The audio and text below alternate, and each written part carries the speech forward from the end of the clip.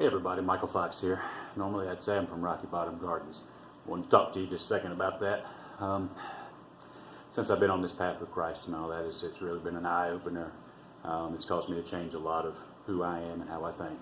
So, I guess the best way that I can describe that is I'm not the same person that I used to be. Okay? And I'm thankful for that, that's for sure. So I came up. I struggled with the names for my business and all that, and my farm, and I guess I had this ridiculous notion that if I came up with a name that might not be suitable for everybody, regardless of your religious beliefs, and please understand that who I choose to worship is not who others choose to worship, and that's okay. Some of the content that I'll deliver in regards to the farm and all that, it's going to be there for everybody, regardless of what you believe in. And, just understand that I love everybody. It doesn't matter to me. So I've decided not to leave the name as Rocky Bottom Gardens. The whole concept of my business is faith-based. And this is all coming about because of my, new journey with Christ. So, my farm is going to be what it is, and I'm going to stand proud to have my business associated with Christ. Okay? I can't think of anything better to do with my time than to work for God. So,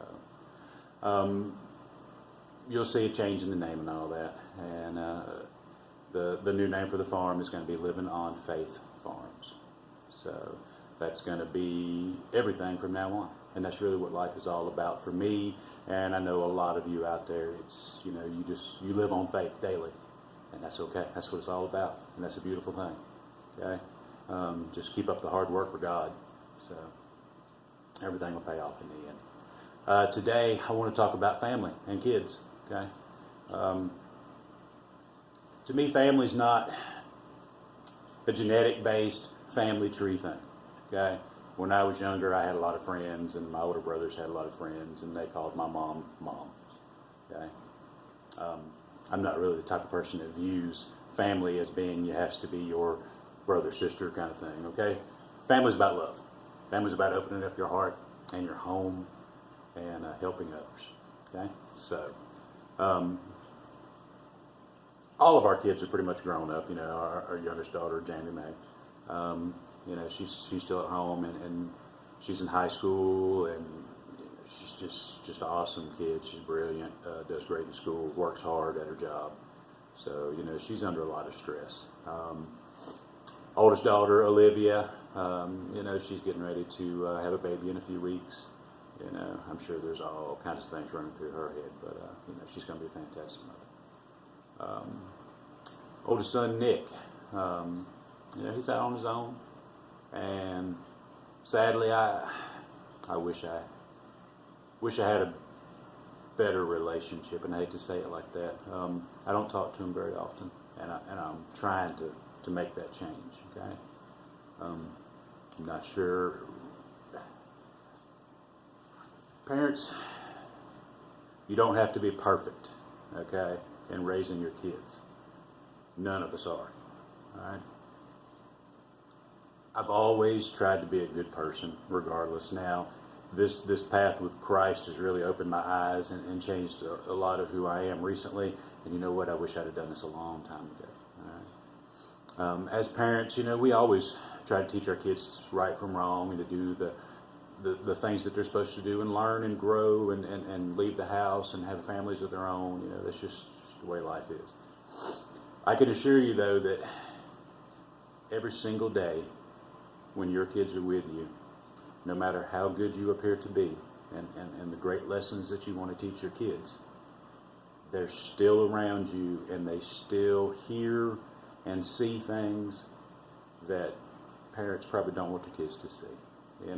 We all slip, we all talk bad, and we all may talk about people or just do things, that children, even though they have this awesome path of right to wrong, they still see the human side of people and our flaws and weaknesses, and it does translate to our children. When I was younger, my parents split up. I spent a lot of years not being around my dad. He passed away in 2007 with cancer, and I wasted a lot of time. So I wish I could get that back, to spend a little bit more time with. Okay, but don't let things that have happened in the past, or what you believe people to be, is the way it is now. People grow up, people change. Your kids change, they grow up. My son, Nick, he's out living on his own. He's got a family that, he started seeing a girl. She has a daughter. And it's an opportunity for him to have to really grow up fast, I'm sure, to be thrust into a family environment. And like I said, I'm sure that whatever mistakes I've made as a father along the way, it's probably a prime reason why, my son doesn't reach out to me as often as I'd like to. And I'm just trying to be honest with everybody, because I'm sure I'm not the only person this happens to. Okay, so, son, if you're listening, I love you. I miss you. Call me, I don't really know what else to say. I'm not the same person that I used to be. Okay, so I'm trying to change all that. So I'm not a perfect parent. I did try to teach the kids, as much as I could, to be, a good person. But like I said, kids see a lot, and they see our flaws. So I'm working on trying to stop mine. All right. Technically he's a nephew. His name's Ty. He's lived in my home, and once again, I really don't distinguish between, genetic lines and all that. I see Ty as my kid as well, just like all the other kids. If you come to me and you're sick and you're hungry, and I'm helping you and I'm feeding you, and you live in my house and I see you every day, you're my kid. Okay? So plain as simple. He got out on his own.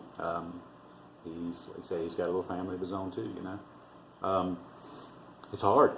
It's hard to be a provider and then to know what to do when you're young.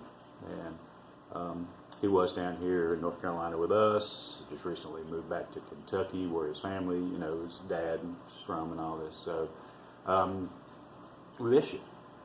It was hard when you left. There was some family issues.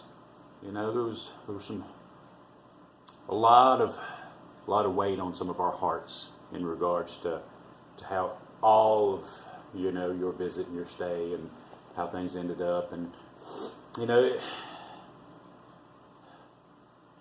it's hard to even to describe some of the issues without just getting really personal and long and drawn out about this. The bottom line is that families aren't perfect, okay? But families are all you got sometimes in the end. Okay, so don't waste time worrying about what you did or didn't do. Okay, just from this moment on, just try to do the best that you can do. Okay, love as much as possible. Rejoin the family. Heal any wounds that you may have. It's okay. None of us are going to turn away any of our family, okay? And we love our family, and that's really what it's about in the end. Everybody just stop carrying a lot of emotional baggage about things that happened in your family, and just try to love and make the best of what we've got right now, okay? So, to my son, Nick, I love you unconditionally. So please call me. Okay, Ty, dude, man, you're a long ways off. I miss you. I hope that whatever problems that you had, I wish you'd opened up a little bit about it and told me. But that's okay. Whatever problems that you had, I hope that everything works out for you. You're missed. I'd love for you to, to come back together a little bit with the family. We miss you, we really do. So just be careful in all that you do. Love you. I wanted to read a couple of scriptures about family and all this. So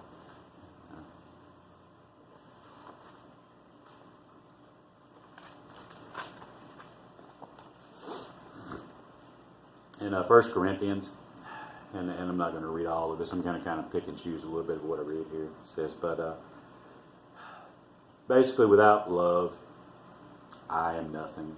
We are nothing. Okay? If I give away all I have, and if I deliver up my body to be burned, but have not love, I gain nothing. Okay? Love is patient and kind. Love does not envy or boast. It is not arrogant or rude. It does not insist on its own way. It is not irritable or resentful. It does not rejoice at wrongdoing, but rejoices with the truth. Love bears all things, believes all things, hopes all things, and endures all things.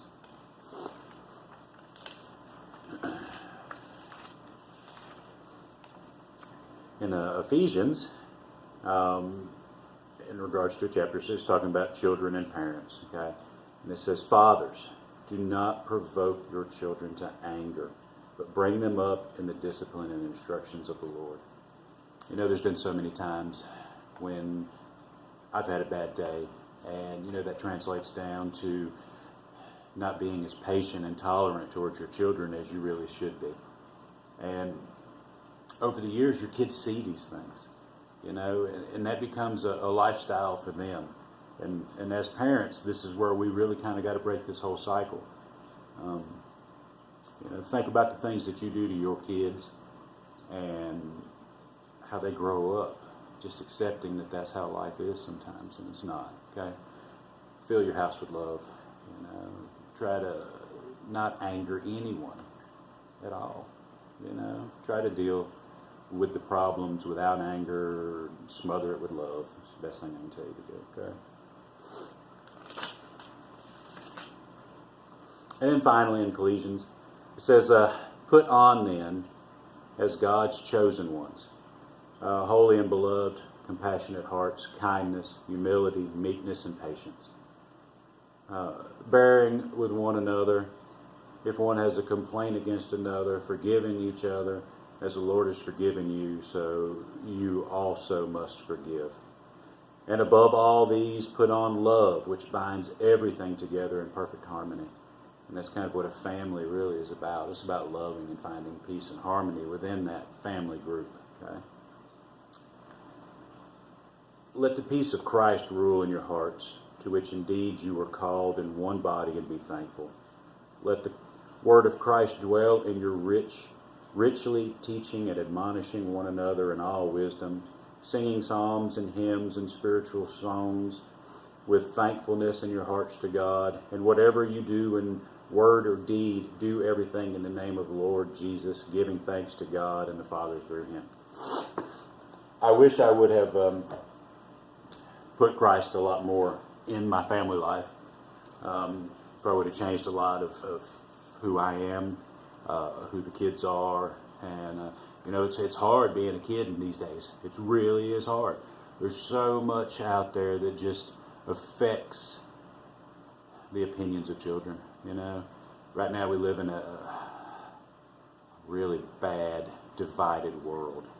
You know, and it's hard to know what's truth and what's a lie and what's right, what's wrong. And the best advice that I can give anybody as a parent or just as children or anything, you know, the one true constant that has never changed is God and his teachings. The love that he offers you,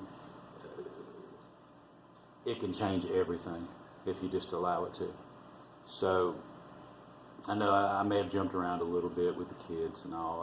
I guess my overall concern is that as parents, we don't realize the bad habits that we can instill in our children just by them listening to us, and we don't even know they're there. Okay? kids have a lot of problems on their shoulders nowadays, more so than I did when I was younger. Things were a lot simpler back then. They're not anymore. Kids are growing up way too fast. They got a lot of personal struggles and issues that I don't think that they're willing to tell their parents, for fear of, just what we might think of them. It's not true. We love you unconditionally, all of our kids. So, Jamie, I know sometimes you have a rough time, but, we love you. Keep up the hard work. Olivia, we love you. We're so proud of you for, getting ready to be a mother. And I know you're going to be a great one. Nick, you worked hard. You're a great kid. You're brilliant. I love you to death. I'm proud of you. I'm sorry that my bad habits, may have affected you, and I apologize for that. Ty, we love you. The family loves you unconditionally. We just want what's best for you and your family, and we always have, So everybody, just let love heal everything. Don't waste time being angry. Okay, forgive each other. It's a lot better. It's a better use of your time. Okay, and none of us are guaranteed tomorrow or anything else. But the one thing that we do have is this family and love and Christ, and that's really kind of all you need sometimes. Okay, so thanks for listening to me. Have a good day. Be blessed.